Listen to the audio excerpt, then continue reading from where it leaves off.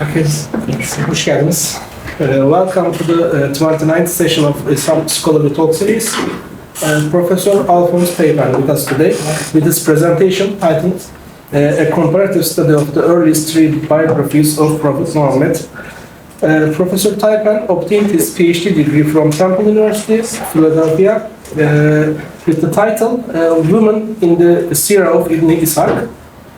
He has contributed the literature with many articles and book chapters related with his research areas such as early history of Islam, Abrahamic religions, and gender and Islam.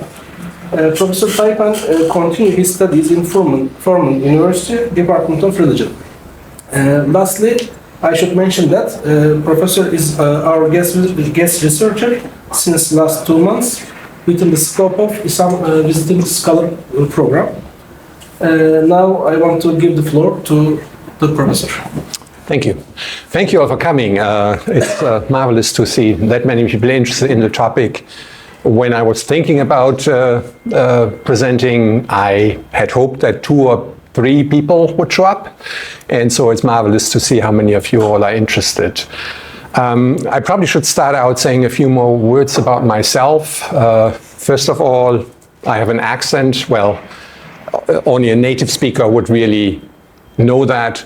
I'm originally not from the United States, I'm actually from Germany. And let me also say right off the bat, right from the start, that I come to the study of Islam and the early history of Islam from an outsider's perspective. That is to say, I grew up in a small town in northern Germany, close to Hamburg, close to Bremen, and I grew up on a hog farm, on a pig farm. And as many people know, farmers like pork, and we Germans like beer. And so while I'm very interested in the study of Islam, I myself am not a practicing Muslim. So I come at it from a perspective, I grew up Catholic. The reason that I'm so interested in Islam has actually to do with my own experience with how people talk about Islam, or back, this is in the 1980s, how people were talking about Islam. As many of you know, there are lots of stereotypes about Islam in the Western world, and not just since the events of 9/11 in the United States, but prior to that as well. And so I grew up myself with those stereotypes. I remember after leaving my hometown of northern Germany and going to the University of Tübingen in southern Germany, where I studied theology, I remember the first time that I heard that Cat Stevens had converted to Islam. And I remember my surprise.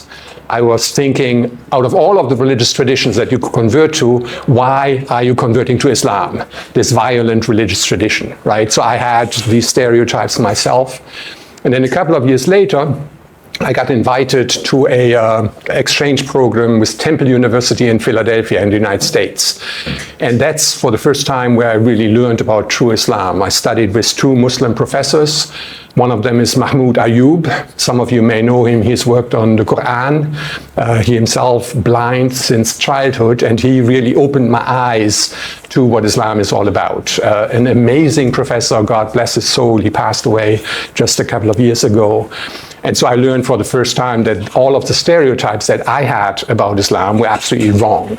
And then I studied with another professor. His name is Khalid Blankenship. He's a convert or revert to Islam, and he actually kind of showed me another side of Islam. And so I'm very interested in the religious tradition, but not to the point of being a Muslim myself. So I count myself among the Ahl al-Kitab.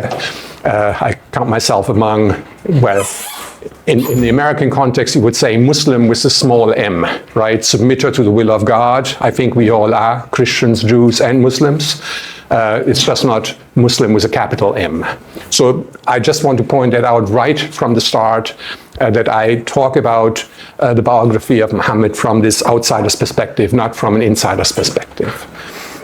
That having been said, let me first of all extend my thanks to İSAM, to the entire institution, to Dr. Çolak in particular for having invited me. It's been marvelous. I've been here for about 2 months.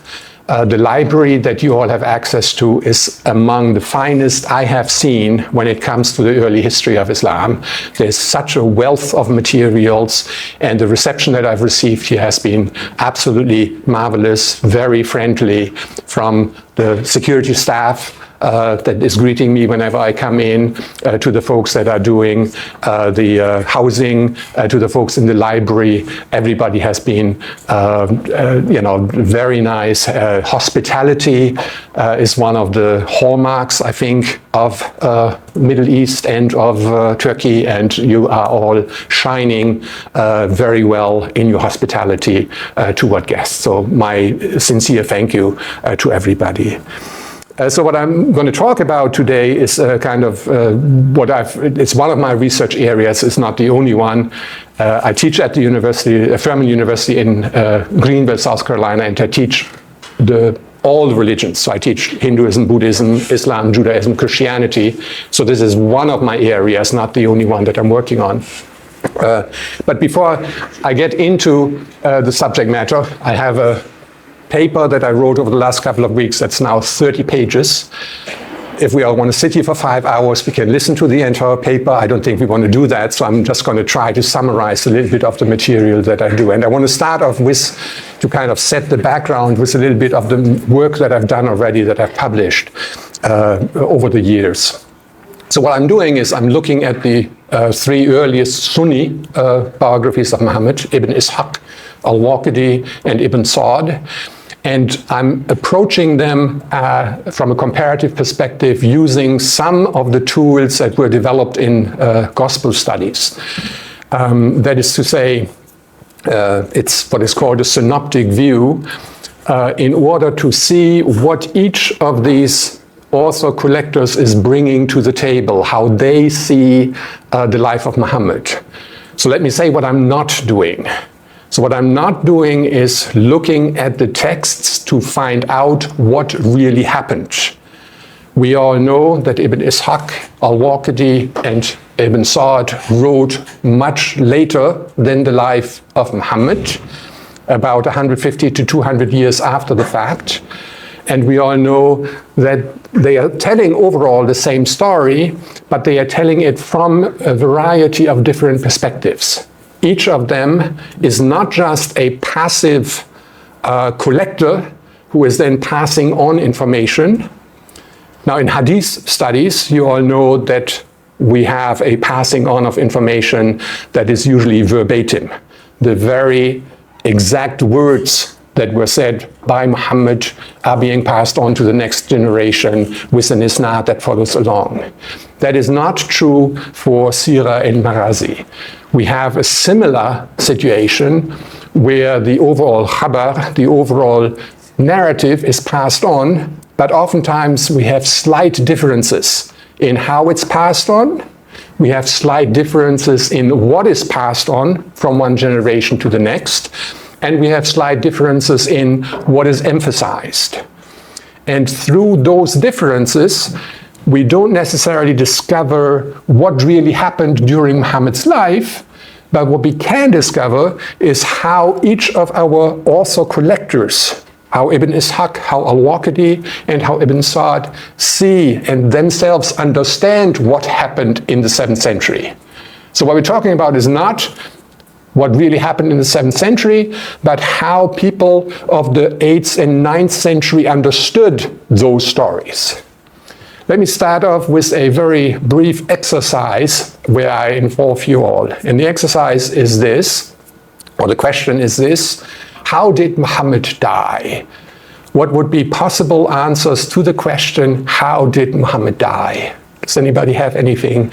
If we had a coroner, right? Somebody who is has to discover afterwards the cause of death. If we send the coroner to Muhammad at his deathbed and we asked coroner, what was the cause of Muhammad's death? What would be possible answers? Anybody? Humma, you know it, humma. A disease named humma. Umar? Humma. Okay, say some more on that. It's like something corona. Okay, so some type of disease, Yeah. right? So he died on the course of a disease. Anybody have a different answer? And there was a woman who poisoned Prophet Sallallahu. A woman who poisoned. Okay, yes, her name is Zainab, right? So, did he die because of Zainab? Incidentally, what is the religion of Zainab? She is Jewish, right? So did Muhammad die because he was poisoned by a Jewish woman? Did he die a natural death? Did he die by, by some health condition, right? So those are interesting. Or both. Or both. And what we have is actually, of the three authors that we have different answers, right? So we get the answer from Ibn Ishaq. He mentions the Zainab story beforehand, but he does not mention it in the context of Muhammad's death. In other words, he and Bishr, one of his contemporaries, ate of the poisoned lamb. Bishr dies, and Muhammad doesn't. In Ibn Sa'd, who writes later, we actually have the accusation he died on account of the poisoned lamb a couple of years later, right? We don't know which of those two is true, but what we can say now is that these 8th and 9th century authors had different understandings of the reality, right?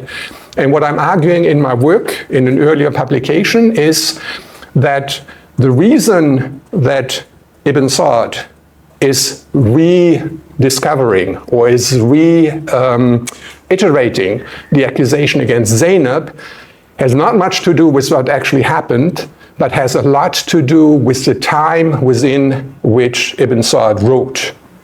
At that point in time, a Islamic tradition that had grown enormously, that was very successful, was competing with Christianity in the Middle East. So you had Christians and Muslims competing with each other over converts, right? And what Christians had done at that point in time is they had accused Islam of being what some scholars call of being a new Judaism. So these Christians said, Islam is not a new religious tradition, it's just a new type of Judaism. And Ibn Sa'd, in a sense, through his biography, is responding to that by claiming, no, we Muslims are not new Jews, as you Christians say, but rather, we Muslims are victims of Jewish attempts to kill prophets, just like you Christians. You are following? Because the accusation, of course, against Jews was that they killed Jesus as well, right? So when you look at biographies with a close attention to detail, you can kind of figure out a little bit more of what is going on in particular authors' minds when they tell these stories, when they use or emphasize particular stories more than others. Now again, all three biographies, that is to say Ibn Ishaq, Al-Waqidi, and Ibn Sa'd, all three of them have the poison story in the original account, or mention it. It's just the case that Ibn Sa'd recycles the story at the end of Muhammad's life. Ibn Ishaq doesn't. Then related to the question, how does Muhammad react to Zainab and her poisoning attempt? And there again, our three authors have three different responses. According to Ibn Ishaq, Zainab explains, well, I poisoned the lamb. If you're a prophet, God will tell you, you will know. So it's not going to be, I'm not going to do any damage to you, right? So Ibn Ishaq actually has Zainab going free. Muhammad forgives her. Al-Waqidi actually has both traditions. He has some traditions that say Muhammad condemns her to death, and he has other traditions that says he sets her free. And then lastly, Ibn Sa'd actually has the third alternative. According to Ibn Sa'd, he was condemned. And then when you look at Ibn Sa'd, the accusation against Zainab is not the only one in Ibn Sa'd's text, but rather he has additional accusations against Jews. There's this one scene that Ibn Sa'd describes where Muhammad is calling together all Jews and asking them all, were you responsible for the poisoning? And they all in one voice answer, yes, we were. So in a sense, they are self-condemning themselves, right? So I want you to see those differences on the question of Jews, how they are presented in those three accounts, and the differences between them, and what one can learn through looking closely at those narrative structures. So far we're all on the same page, we understand, right? So that's kind of my methodology. Let me probably say two more things about methodology. There's lots of different ways in graduate school what kind of methodology one can use, and I know that professors like to ask graduate students, what is your method, right? How do you work with the data? How do you work with the text that you have? And I'm, to a certain extent, a little bit method averse. That is to say, early in my training at the University of Tübingen in Germany, one of my Bible professors, he was a professor for Hebrew scriptures of the Old Testament, he used to say that one should read a text over and over and over again until one is sick of it, and then the next day read it again. And the point of that is that if you read it over and over and over again, that you actually discover at some point things in there that you didn't notice before. So in a sense, what I'm arguing here, and I hope that the professors in the room don't mind me saying this, I'm to a certain extent arguing against what I call the McDonaldization of reading. What I mean by that is this almost obsession that we find in many graduate schools to read as much as possible, as quickly as possible. Right? We all have seen these syllabi where professor is asking you to read 4 books for the next week, right? And I call that the McDonaldization of knowledge. It has, or the McDonaldization of reading. It's just like fast food, right? And we're now in a movement where we go to slow food again. We enjoy our food rather than just chopping it down. So similarly with reading. Now, I'm not saying that you shouldn't read at all, and I'm not saying that your professors are wrong when they say you have to read all of this stuff, because there is a lot of stuff that one has to read and cover. But at the same time, I caution also a little bit against this, rushing through texts. And sometimes the reading over and over again also has its advantages.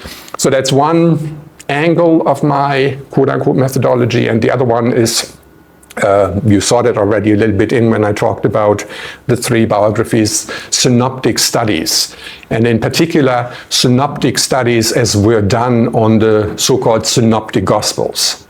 Synoptic means viewed together, right? We are somewhat familiar with the Christian Gospels. We know there's 4 of them, and 3 of them actually are very similar to each other. Their narrative outline is somewhat similar. And what biblical scholars have done over the last 200 years is by comparing and contrasting these 3 Gospels, they have been able to find many things about the authors of the Gospels, about how different authors understand, in that particular case, of course, Jesus. If you transpose that over to Islam, of course, it's a question of how we understand Muhammad. So those are kind of the two angles that I would encourage all of us to think about. Then to my particular research project that I've done over the last couple of weeks. The title that was advertised, the full title actually didn't fit on the poster. We like to have long titles, right? So what I'm working on in this particular one is, yes, the 3 earliest biographies, but I'm working in particular on the Battle of Badr. I don't think I need to explain the Battle of Badr. It's probably the most famous, right next door, the most famous battle in the history of Islam. And so what I'm doing is I'm applying my methodologies by reading and rereading those 3 texts and trying to discern differences. And when it comes to those differences, let me just point out a few, and let me point out what I think they mean. And I'm not even going to go to the text because we're already 20 minutes in. So I'm just going to summarize a little bit from memory. And then if any of you have questions on specifics, we can go to the paper and I can point out some of these specifics. So one area that I'm looking at when it comes to Al-Waqidi, Ibn Ishaq and Ibn Sa'd is to look at the question of biblical figures that show up in the texts. So all three texts actually have a scene where Miqdad ibn Amr, I think is his name, one of the Sahaba, is telling Muhammad is asking him, will you Ansar stand behind me during the battle? And he is replying, we're not going to be like the Banu Israel, we're going to stand behind you, we're going to go through the sea with you. Right, so I think that scene in familiar is that scene should be somewhat familiar to us. So that's in all three. Ibn Ishaq has one or two other references to biblical accounts and leaves it at that. When you compare that with Al-Waqidi, what you find in Al-Waqidi is he has lots of times where he actually evokes, where he actually talks about biblical figures. He has one scene in there where Muhammad says that 70,000 Banu Israel have walked through the same area close to the wells of Badr beforehand. So he's evoking Moses and the Israelites. We have various other accounts where he's talking about both Saul and, about Goliath and David and Goliath in their competition. In other words, he has lots of different references to various biblical scenes. Not only that, he also has various references to omens, that is to say, to predictions of battle. And he has a good number, well, let me step back for a second. Ibn Ishaq and the other two biographies have this famous reference to the dream of Atika bint Abdul Muttalib, right, the aunt of Muhammad, because she dreams that in 3 days Damdam will arrive and will announce the the disaster that is going to befall the Quraysh. So we have this dream scene in all three of our biographies. Ibn Ishaq more or less leaves it at that. He has Atika having this dream, and then he has one other dream. When you compare that with Al-Waqidi, Al-Waqidi has dreams over and over and over again, and he has omens over and over again. He has the Quraysh when they are supposed to be deciding whether they should go to battle or not. Many of the Quraysh are drawing arrows, right? Pagan practice of determining the future. And he has other omens and signs in his account. So we have an Ibn Ishaq who just has some basic storyline, and then we have Al-Waqidi who has these omens, these predictions over and over again, and every single prediction that Al-Waqidi mentions is a negative prediction. Tells the Quraysh, don't do this, you should not go into battle because it's going to end bad for you, right?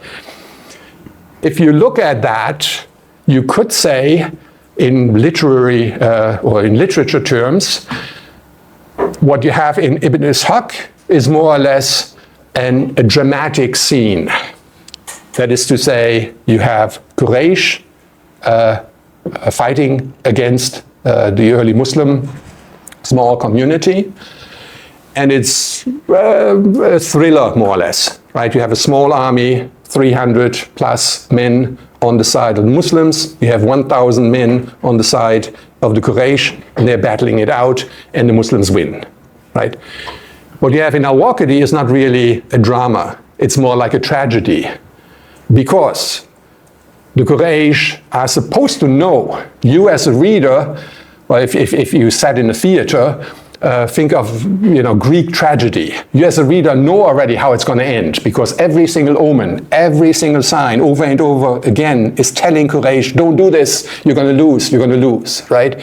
So that's more like a tragedy. You're following, right? So those differences actually join in with one other big difference. When you compare the portrayal of Abu Jahl in Ibn Ishaq with the portrayal of Abu Jahl in Al-Waqidi, you see another big difference. That is to say, when it comes to Ibn Ishaq, you have an Abu Jahl who is really, really evil. This is an Abu Jahl who, right off the bat, one of his first appearances in the story is when he wants to smash Muhammad with a big stone. You all remember that scene, right? And it is through divine interference that he is being stopped from killing or murdering Muhammad. And then you have over and over again other scenes where Abu Jahl is being portrayed in negative terms. He's actually in one scene hitting Asma bint Abu Bakr and her earring falls off. I mean, he is wicked, he is mean to women, he is violent. Even Umar ibn al-Khattab, who himself is not the most, how shall we say, soft-spoken person, has very bad things to say about Abu Jahl because he is so violent, he is so barbarous, he is so mean, he is conniving. He is really, really bad. He is the opposite. He is kind of the anti-role of Muhammad. He is evil impersonated. Of course, we all know that Abu Jahl, father of ignorance, has to do with Ibn Ishaq's construction of Jahiliyyah. He's kind of the opposite of Islam, right? When you compare that with al-Waqidi's portrayal, I'm not saying that al-Waqidi now makes Abu Jahl into a good guy. No, he's a bad guy. But when you compare the two, you can see that in al-Waqidi, Abu Jahl actually has a couple of redeeming factors. So there's one scene actually where one of the contemporaries of Muhammad is more or less saying, just like Muhammad, he is fighting for his religion. He's protecting Quraysh from the Medinians, from Ansar. So he's protecting, he's fighting for his religion. In one scene, he's actually willing to die for his religion. He's willing to become a martyr for his religion. What I want you to see is al-Waqidi doesn't have a good guy, Abu Jahl, but al-Waqidi has a more ambiguous figure. And I would say that ambiguous figure goes well together, with the tragedy motif that we see earlier within our Omen stories, right? Now the question is, why is al-Waqidi doing that? And this is what scholars have been puzzled with for a long time. Those of you who are reading scholarship on the early biographies of Muhammad are probably aware of articles that ask the question, did al-Waqidi plagiarize Ibn Ishaq? Did he just, copy the material without mentioning the name?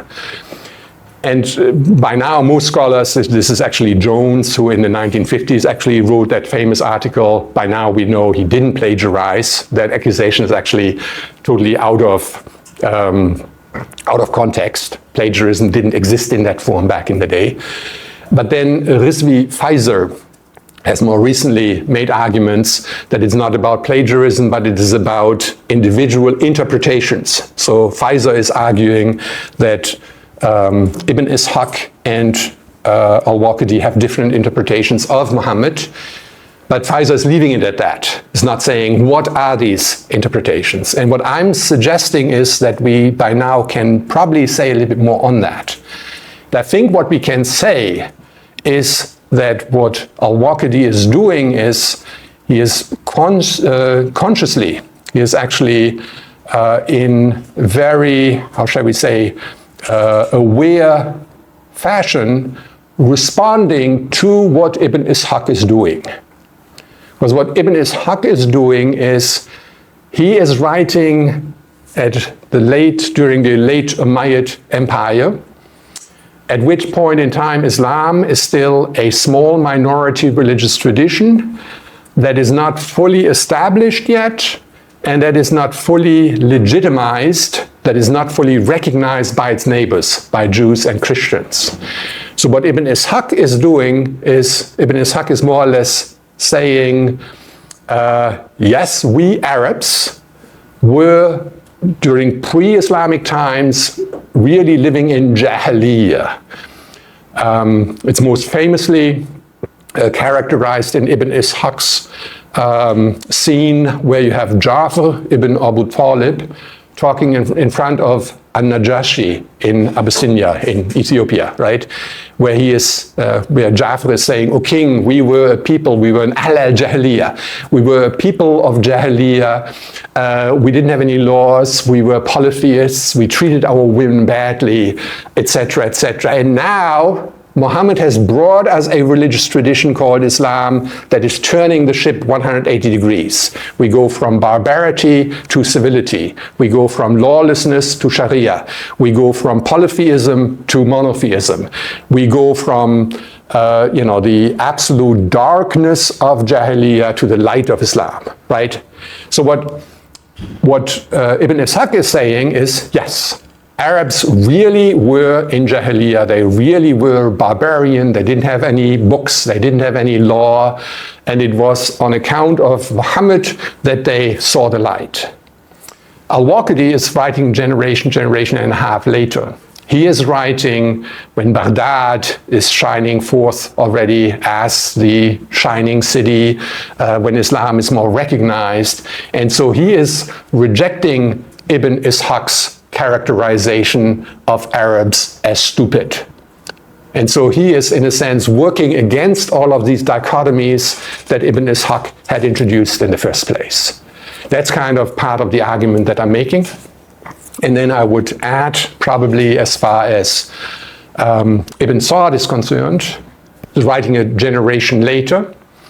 At that point in time, that fight, that squabble, that disagreement between Ibn Ishaq and Al-Waqidi is already somewhat in the past, so he doesn't have to concern himself that much with it. One of the bigger things that we know about Ibn Sa'd is actually that he is one of the first people that is acceding to the Mihna. Right, the Mihna is being introduced. The question that the Caliph is raising is the question of the createdness of the Quran. In 833, introduced by Al-Mahmun. And what Ibn Sa'd, what we know of him, is that he is actually one of the first scholars who is signing off on the createdness of the Quran. And you can see traces of that in Ibn Sa'd's treatment of the biography of Muhammad as well. So again, when we do a comparison, it's not directly related, it's only indirectly related to the Battle of Badr. When we compare Ibn Ishaq and his portrayal of Abu Lahab, famous uncle of Muhammad, with that of Ibn Sa'd, we see differences. In Ibn Ishaq, and this is not in Ibn Hisham's riwayah, but it is actually in Tabari. Ibn Ishaq originally has an accusation against Abu Lahab that he was one of the thieves of the treasure of the Kaaba. You all remember in pre-Islamic time, the Kaaba, there were a couple of Quraysh that stole the treasure of the Kaaba. And Abu Lahab is one of the folk that are suspected of being the thieves. You don't see that in Ibn Sa'd. What you see in Ibn Sa'd instead is a more positive portrayal of Abu Lahab up until the time when Abu Lahab learns that Muhammad's teaching suggests that Abdul Muttalib is in hell. Up until that point in time, as long as Abu Lahab doesn't know that his father is condemned to hell, he actually promises to protect Muhammad after the death of Abu Talib. Once he learns of the condemnation of Abdul Muttalib, he actually changes and now is becoming an enemy of Muhammad. And what I'm arguing is that is precisely what the Abu Lahab Surah 111 is all about. We all know that Surah 111 is one of the texts that was used between the Ash'arites and the Mu'tazilites when it comes to the question of predestination. And by Ibn Sa'd telling the audience that Abu Lahab changed his mind during his life, and he wasn't a bad boy right off the bat, as he was in Ibn Ishaq, In a sense, he is indicating that Abu Lahab had free will to either decide for or against Muhammad, and he decided against Muhammad, and hence is representing a Mu'tazilite position. I hope that makes sense to you all. The way that instead of reading it is a little bit easier than explaining it this way, but I hope that you understand the arguments that I'm making. Let me pause here for a second. I've thrown a lot of stuff at you, shared a lot of thoughts. Why don't we go for a first round of questions? And if not, well, let's just start with first round of questions. I have some more material if you all are interested. Yes.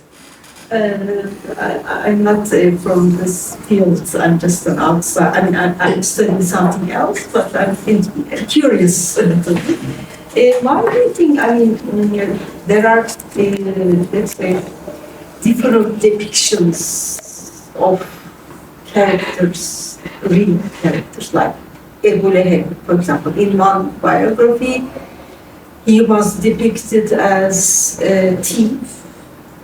Exactly. Thief, like, and in the other one, he was depicted less like a thief. Right. So because these are written sources. Right. And written sources based on oral tradition. That's right. So what's the difference? I mean, are they being paid for writing? Right. So what I think is going on is that all of these, at least the three authors that I'm talking about, are drawing on the same pool of materials, right? So, and it is mostly oral materials, but then Harald Motzki and others have shown that what you have in addition to oral materials is already writing, but it is not writing the way we understand it nowadays, but it is just individual people having their own notebooks to help the memory. Exactly. Mnemonic tools, right? So we have a combination of those two. And my suspicion is that most of our early authors had access to more or less the same pool of material, and then they were able, depending on how they saw things, to pick and choose the material that they privilege and the material that they don't want necessarily included. Actually, that's what I'm asking. Right. Selective. Exactly. Now, not to the point that you can make up a story totally and totally forget about it. I think, and this is where I'm drawing on Rudolf Sellheim, is the German scholar who did the first thorough study of Ibn Ishaq in the 1950s. And he is talking about a Grundschicht. So that is to say a basic layer of stories that must have been established for the community, where you couldn't go in and drop out narratives, where everybody who was reading your stuff or was listening to your stuff knew the basics, right? And so you can't get around that.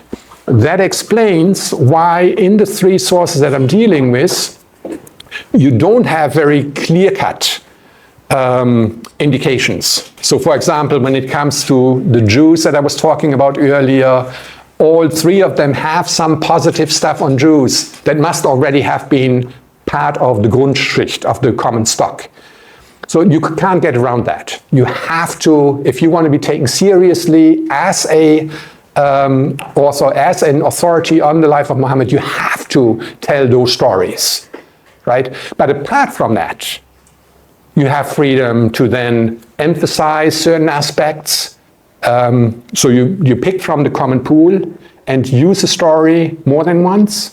Al-Waqidi does it over and over again. He recycled stories that, or originally were associated with the Battle of Badr. He puts them into Badr and Uhud.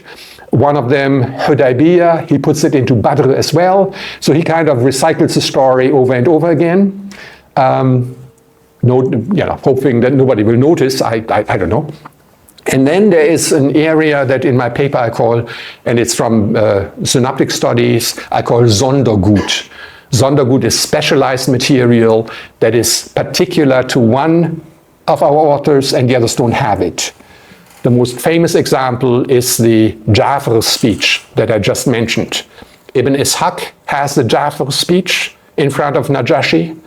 Nobody else has it, right? I don't know where he got it from, whether that's made up from thin air. It's in one of those combined isnads, so we can't trace where he gets it from. But we have a number of those Sondergut traditions. So we have the Abu Lahab story again. That is one that I do find in Ibn Ishaq. We don't find it in the others, where he is being accused of being the thief of the Kaaba treasure, right? And so it's a combination of using the Grundschicht and using it in such a fashion that it kind of, does the thing that you want it to do. And then through repetition and through the Sondergut, you kind of shift the story in the way that you want it shifted. That's how I would explain it. Yes? So how the Hadith tradition is connected with the Sirah tradition? Right. For example, for Battle of Badr, there might be many Sahih Hadith also. So if I don't find any reference to who is saying the right thing about the Battle of Badr, we can go to maybe Sahih sources of Hadith and look for right. How is this two Right. different Right. So they are quasi-connected. The big difference is that from early onward, they, in a sense, part ways, right? That is to say that many of the early hadith scholars don't have very kind things to say about our Sirah Marazi authors because they are not following the isnad method. What they are doing is they are doing a combined isnad, or they forget about isnad altogether, or they just don't do isnad at all, right? And so that's where disagreements set in.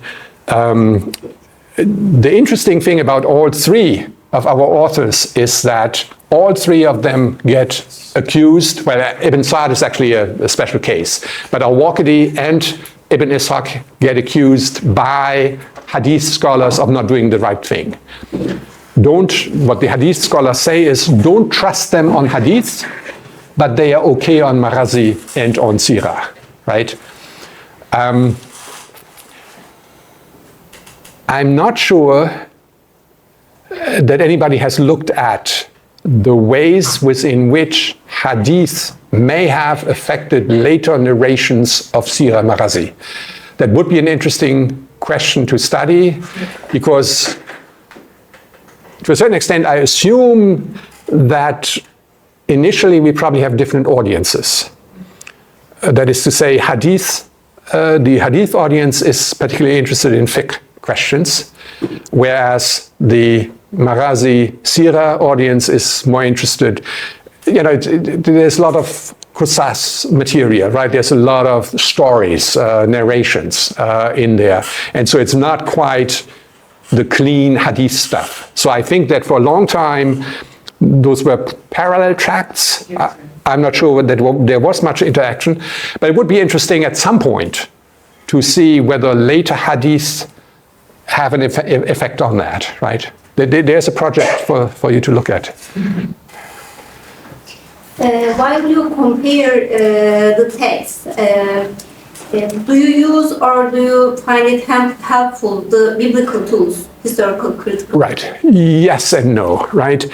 So the thing with biblical methods is that at a very basic level works great.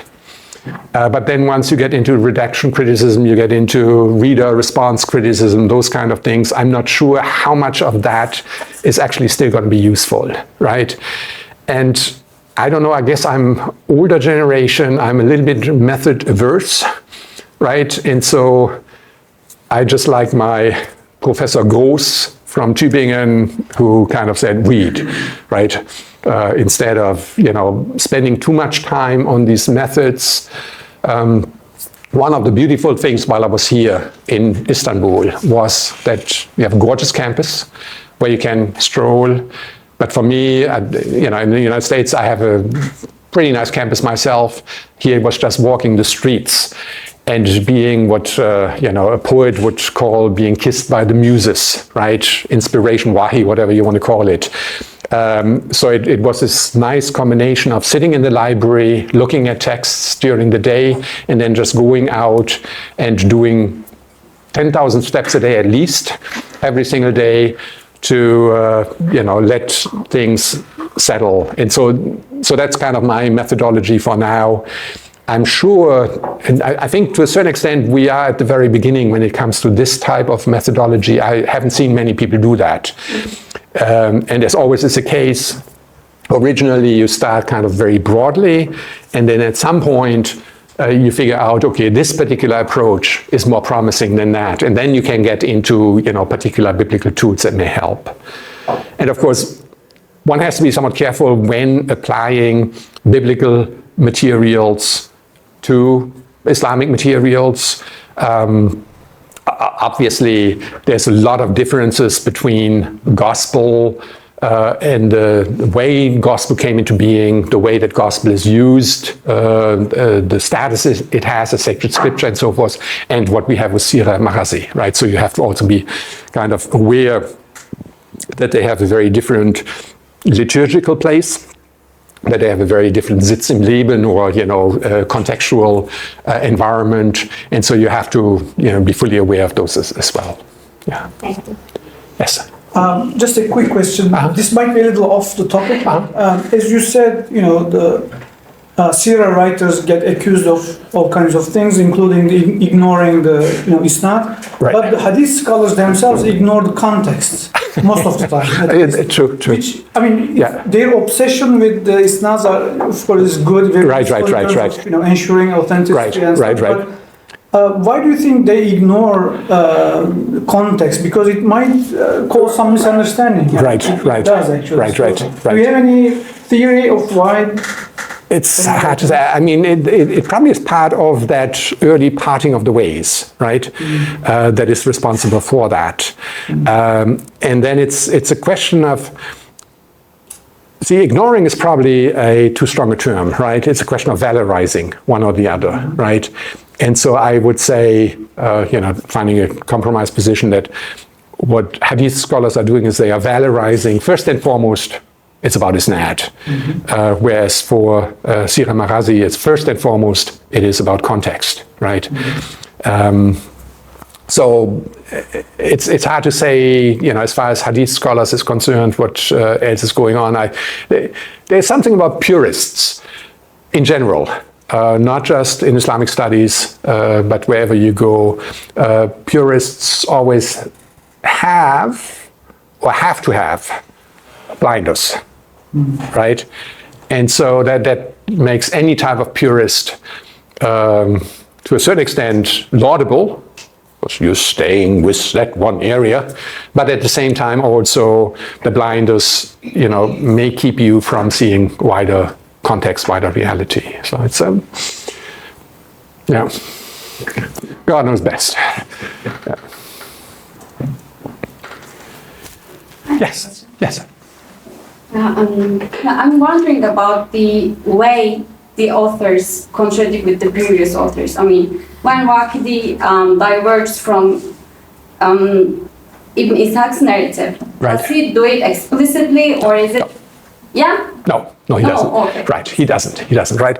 So you have, to a certain extent, that Grundschicht there, and you can't deviate from that. So many of these things are going on very subtly, right? So there's a lot of subtlety in the texts, and that is why I think it is so hard to discern. We are, again, with our McDonaldization of texts, at an area where we've kind of, in an era where we've kind of lost a little bit of this sensitivity toward the finer nuances of texts. That wasn't true, I think, for the early Muslims who grew up in an environment, yes, lots of poetry, and how shall we say, an appreciation of texts, of course, primarily Quran, but others as well, an enormous memory that individuals had, right? The RAM I mean, it was gigabytes that you had up here. We are too spoiled with texts and with cell phones and with other stuff. Our memory is not nearly as good as the memory of those folk. And so I think that those early readers were a whole lot more attuned to these subtle nuances, right? That they would notice if somebody tells a story ever slightly different. Oh, there's something going on here, right? And so you don't have to, be confrontational with your differences. It is just with these very subtle differences that you're kind of nudging the story in a different direction. Is what I think. Yes? How much we do know about the methodology of this of the Sira writer? Right. We know a lot about the Hadith method. Right, yes. Well, the short answer, well, two answers on that one. I don't know, but I'm not sure that anybody really knows. That is to say that we don't have any, we have all of these criticisms against them, right? I was thinking about, back to the earlier question, comparing gospel writers with our Sira Maghazi writers. I was thinking about differences. One of the big differences is, in the case of the gospel writers, we don't even know names. The names that are attached to the Gospels are actually early church tradition that calls them that, right? So they are absolutely anonymous writers. Whereas in the case of Sira Maghazi, we actually know names. We actually have biographies. We know when they were approximately born, when they died. We know a little bit about their teachers. We know a little bit about where they traveled. We know some of the criticism that they received, and we know book titles that they're supposed to have written, right? So you think we know a whole lot. But then when you look at it in more detail, it is more or less always the same. And that is, they all get criticized by somebody. They all travel in various places. And they all study with other folks that sometimes are equally controversial. So really, we don't know that much, right? In spite of the fact that we have these biographies, but the biographies are focusing on questions that really don't help us in answering the questions that we have, right? And so, on the one hand side, we know a lot, but as far as knowing helpful information, it's not that much.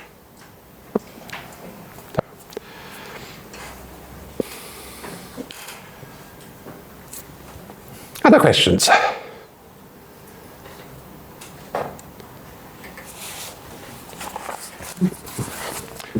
Wondering whether I should then go and, in a sense, read a little bit of the conclusion, because that, in a sense, will help us determine what I've left out, because if the conclusion doesn't make sense to you all, then I've not talked about something.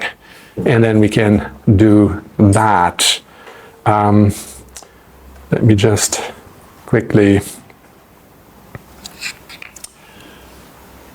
No more questions, right? So you allow me to read a few pages. Great. Earlier scholarship on Ibn Ishaq and al-Waqidi was concerned with the question whether al-Waqidi had plagiarized Ibn Ishaq. After all, al-Waqidi appears to be using a fair amount of Ibn Ishaq's material, but never mentions his predecessor by name. Rizvi Faizer has suggested that research should center on the author-compiler of Sira Maghazi to discern the interpretation of the life of Muhammad. I believe with the findings above, we are a step closer to that goal. Al-Waqidi is not plagiarizing Ibn Ishaq, but rather seeks to replace him.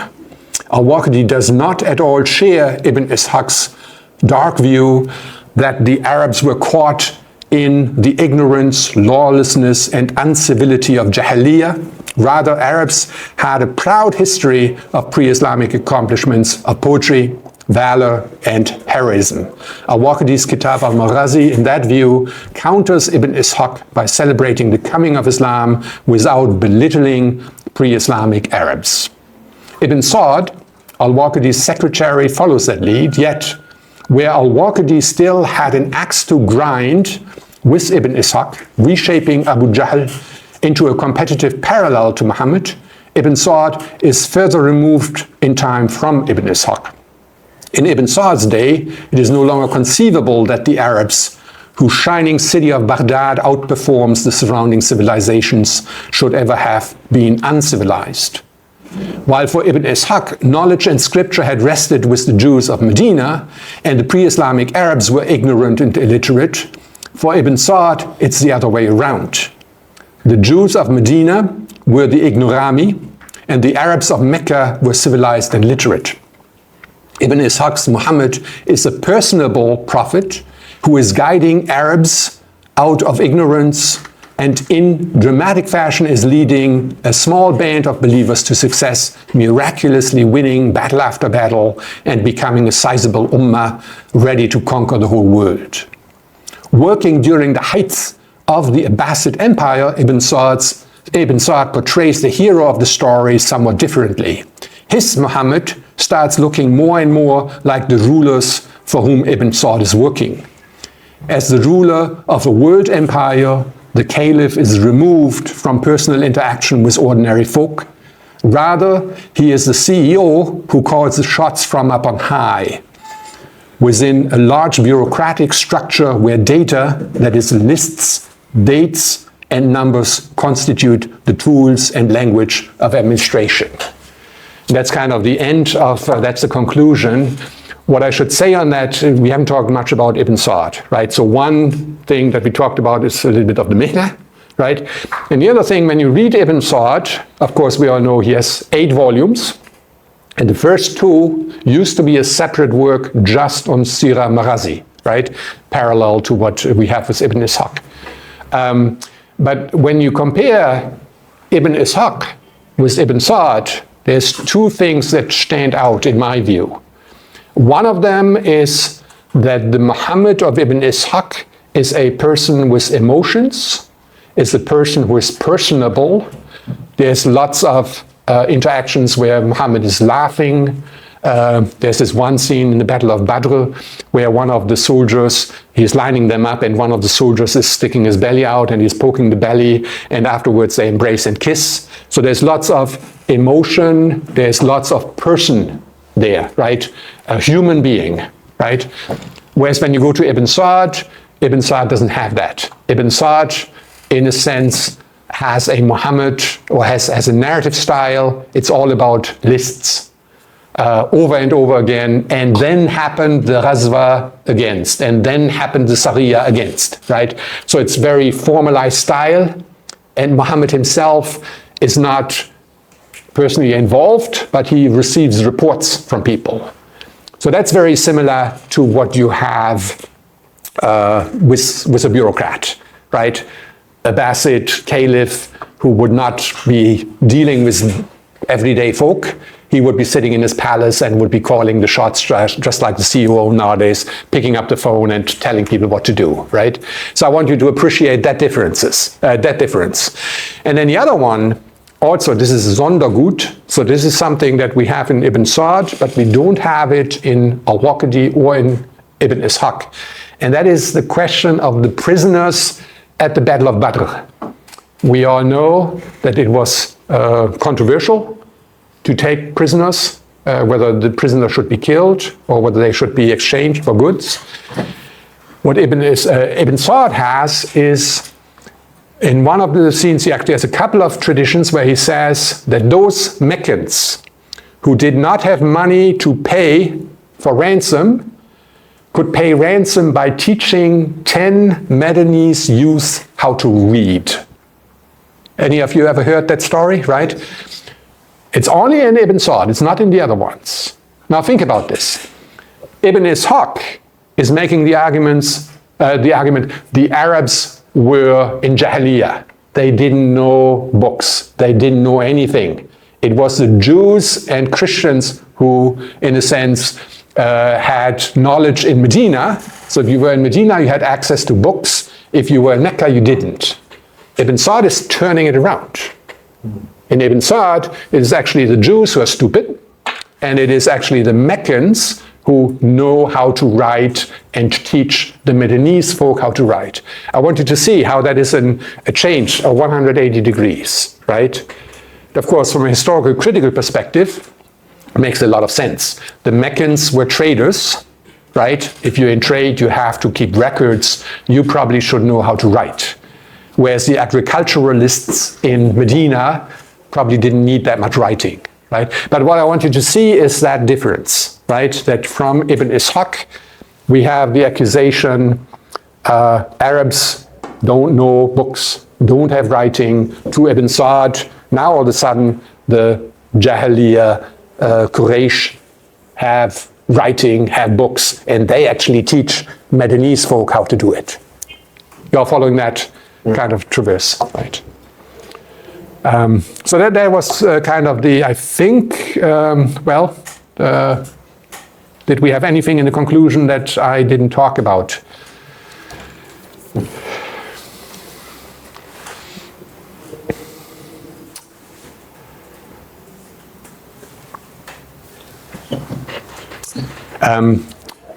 Before we close, if any of you have any more insights, have any more tips for me,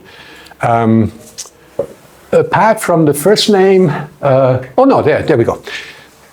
That's, if you Google Alfons Teipen, you can find my email address.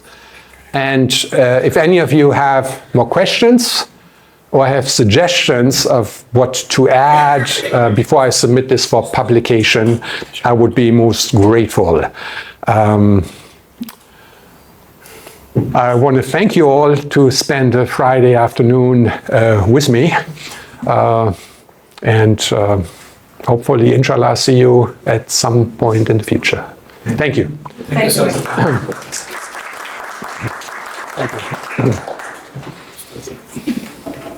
Great. We have a small gift for you. Oh.